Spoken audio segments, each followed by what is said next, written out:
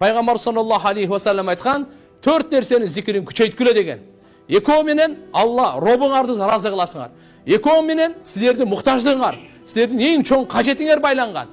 Екеуі менен Алланы разы қыла тұрған, бұл ла илаха иллалла, анан астағфируллах. Ушыны көп айтқыла, ушы арқылы Алла Таала сіздерден разы болады. Алла Таала ла илаха иллалланы қанша жол айтсақ, Алла Таала ошончолық разы болады. Астағфирулланы қанша жол айтсақ, ошончолық разы болады. Ал эми экөө силердин кажетиңер ансыз аргаңар жок дегени бейишти сурагыла, дозоктон пана телегиле. Эң чоң кажетиңер мына ушу. Түбөлүктү бейиштен орун алуу, түбөлүктү дозоктон сактануу биздин эң чоң кажетибиз ушу. Бу дүйнөдөгү жегенибиз, ичкенибиз, уктаганыбыз, турганыбыз, бу дүйнөдөгү кажет ахиреттин алдында кажет эмес. Океандын алдындагы бир тамчынын канча даражасы болсо, канча орду болсо, ошого окшош эле.